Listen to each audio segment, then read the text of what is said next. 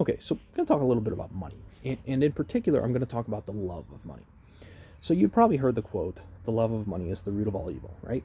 It's a pretty common quote. You'll hear it in a lot of places. Now, I don't actually strictly agree with that quote, and I'll touch on why a little bit later. But let's first kind of just talk about money more broadly. So, what is money? Well, money is a representation of human effort, right? It's a numerical representation of human effort. So when we go to work, we put in all our time and labor and effort, and our employer gives us money as a reward for that effort. And there's what we can say is there's kind of like this give and take incentive structure. So we kind of learn about this incentive structure at a young age, right? We understand that if we want effort from other people, we have to give effort to other people. This makes sense, right? Humans rely on each other for a lot of different things. And because humans have a lot of different unique and limited skill sets, we have to kind of work together to create bigger and better things, right? So if I want a car, I can't build a car by myself from scratch, from the ground up, right? I need help. Building a car requires a lot of people in order to design the parts, to manufacture the parts, to put it all together, to deliver that car where it's needed, to upkeep, to provide maintenance for the car, right? Again, there's kind of like, there's these unique skill sets, and because none of us have all the skill sets by ourselves, we rely on other people, right? We become dependent. There's this mutual dependence. Nobody's independent on this planet. Everybody relies on somebody providing them food, or somebody providing them gasoline for their car, or somebody providing them whatever it may be, right? So the role that money plays is that money, again, is a numerical representation of that effort. So when so in order to have money, what we have to do is we have to convert the human effort into money, right? In other words, there's a conversion process that occurs. And the money itself isn't actually human effort, but we equate it to human effort, right? It's a representation of that human effort. Remember that conversion process, because I'm going to touch on it a little bit later. So let's now imagine that you want to go to a nice restaurant tonight. You want to have a nice dinner. But let's also imagine that there is no money in this economy.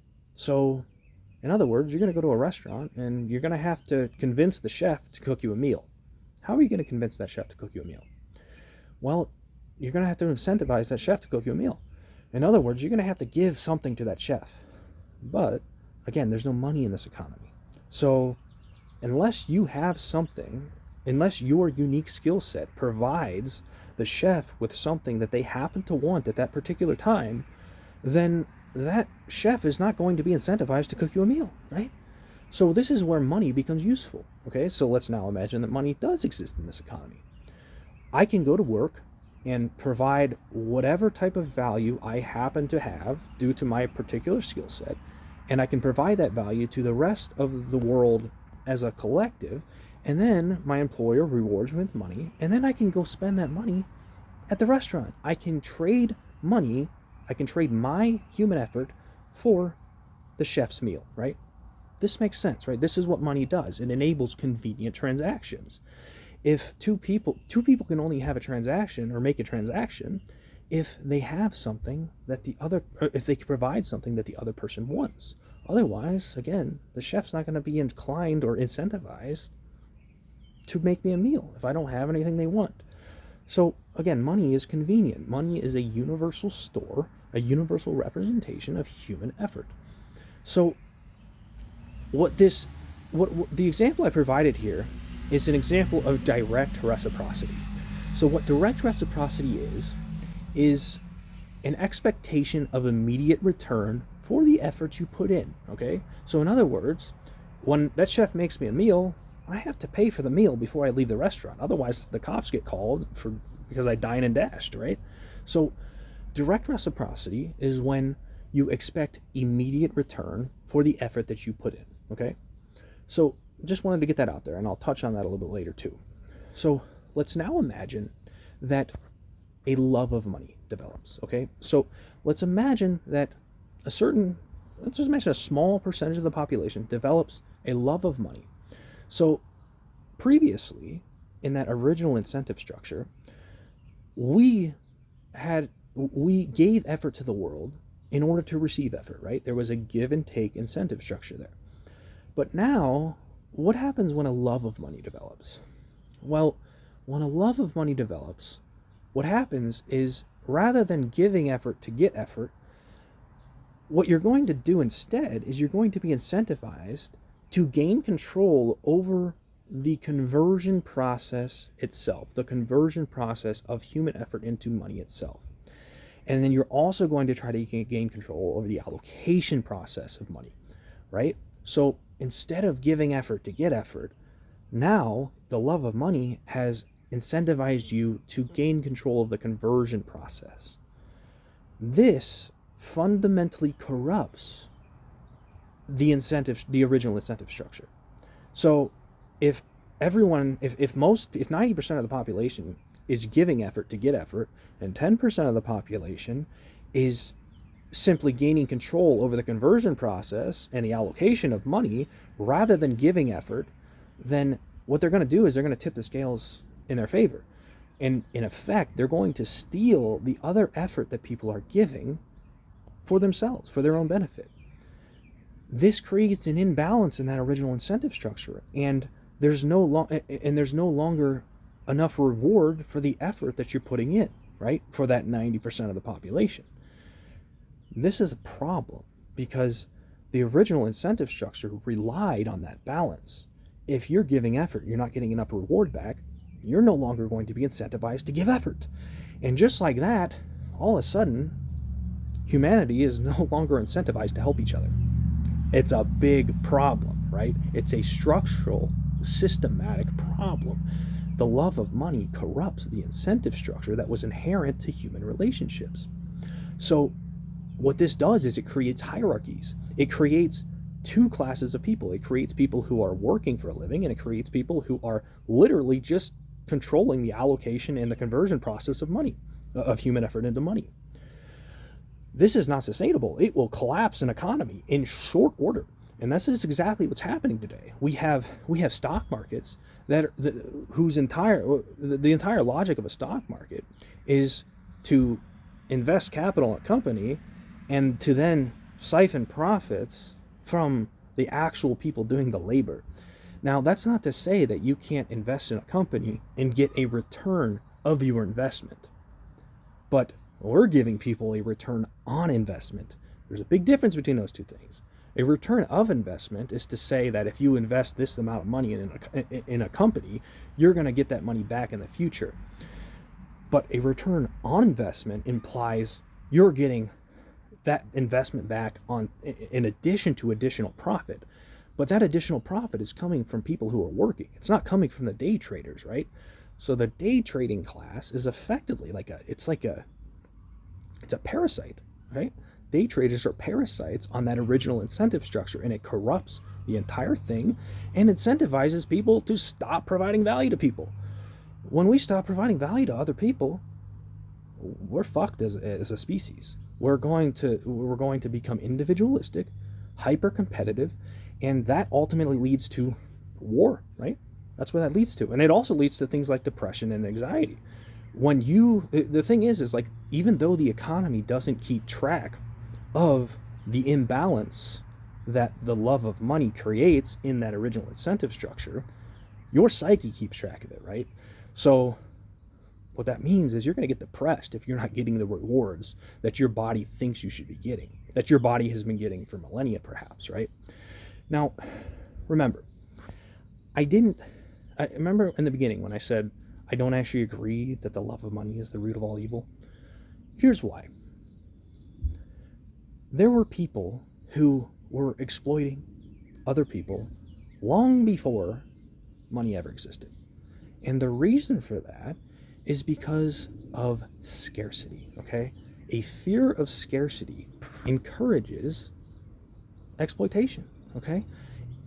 If you live in a world where a drought could come at any time and kill all the crops and create a scarcity of food, then all of a sudden there's not enough food for the entire population to live, and the only way for individuals to survive is to become hyper competitive and exploitative, and perhaps steal food from other people, right? So again, the love of money isn't the root of all evil. The fear of scarcity is the root of all evil. And in fact, scarcity itself is the root of all evil.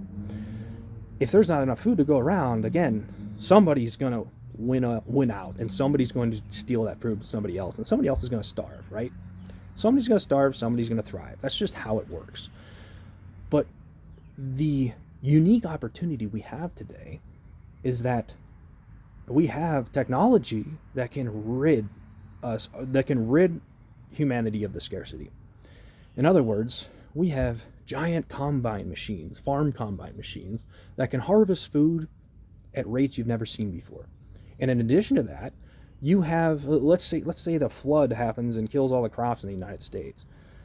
You think that's end game for the United States. You think we're going to have a problem, but in reality, what would happen is we would just ship in food from somewhere else on the planet that had a surplus that year. So, again, the technology has enabled abundance, and we have effectively removed the scarcity from the economy. But the love of money is manufacturing that scarcity, because we're corrupting the incentive structure, and we're creating this kind of like artificial competition that's just not necessary anymore. So again, the love of money isn't the root of all evil. Scarcity is the root of all evil. And when we fear scarcity artificially, when there's actually no scarcity, then we're just shooting ourselves in the foot as a species here. It doesn't work. So what's the solution? Well, the solution is generalized reciprocity. Okay, so remember earlier when I talked about direct reciprocity. Direct reciprocity is when you expect an immediate return for the efforts you put in. The solution today is generalized reciprocity. And what generalized reciprocity does what generalized reciprocity is when you give effort without an immediate respect, or without an immediate expectation of return. So what that might look like is donating money to a homeless man, and then what's that going to do to the homeless man? Well, the homeless man is going to say, maybe there's some hope. Maybe there are good people in the world. Maybe I can use this money that this generous person gave me, and I can use it to buy myself a healthy meal, and kind of corral that into a better life for myself, right?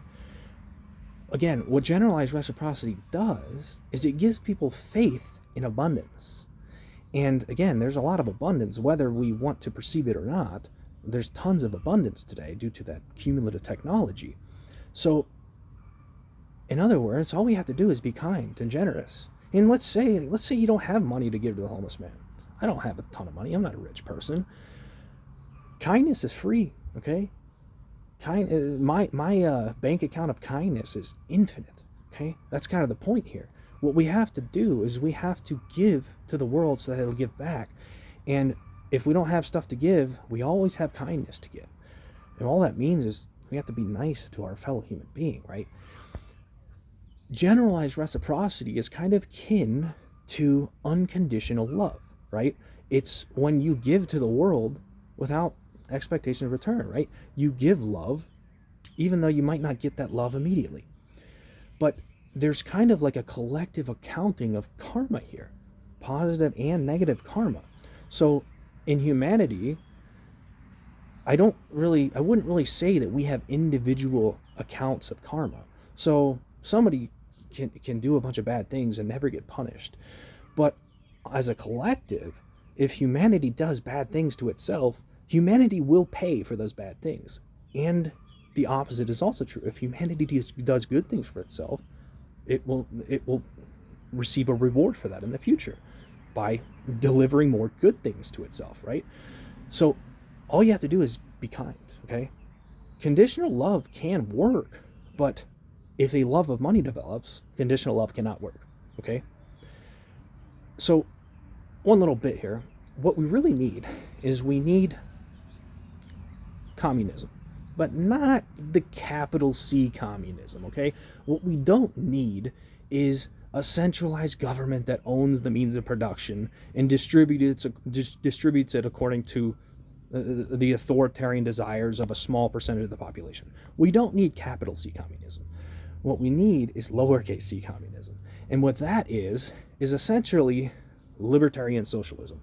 It is the understanding, the collective understanding that we have to give so that we can receive. It's a collective understanding of the mutual dependence that humanity has. Okay, it's really simple. Again, it's like libertarian socialism. It's voluntary obedience to the golden rule. When you give the means of production to a government or to a centralized authority, what you enable is corruption. You enable fear to corrupt the minds of that authority and then develop a love for money, and then it cascades into this wealth inequality problem that leads to war. That doesn't work. People don't like being controlled. When you control other people, it creates fear, and the fear creates is essentially akin to a fear of scarcity of control over yourself because somebody else is controlling you, and before long, you're just at war with each other. So again, all you have to do is be kind. Be generous if you have the capacity to be generous. Don't be afraid to give effort just because you're not getting an immediate reward, okay? Kindness is free, but trust me when I say this, a lack of kindness will cost you everything. So thanks for watching.